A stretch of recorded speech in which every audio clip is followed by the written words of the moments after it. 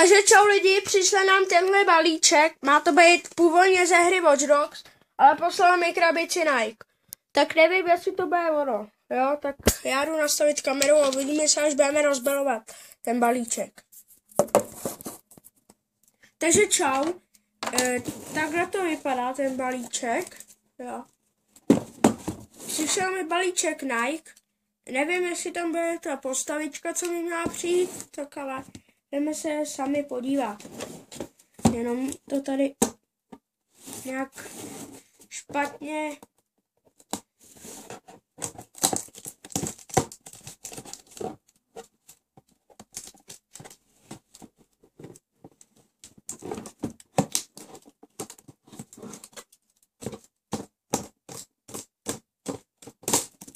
A jo, už se k tomu.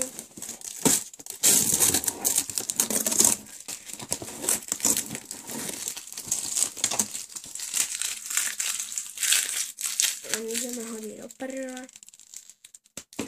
Já to když tak pak uklidím. Tak, teď se jdeme podívat do samotného balíčku.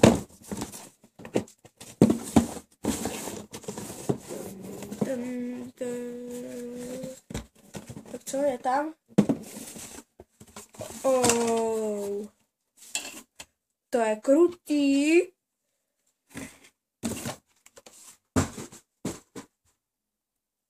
Nice. Ale nevím, proč mi to poslali v krabici Nike.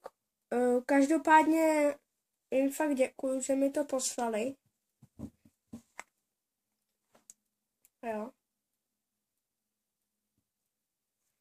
Tak asi pro tento unboxing by to bylo všechno. Já se s vámi rozloučím a čau.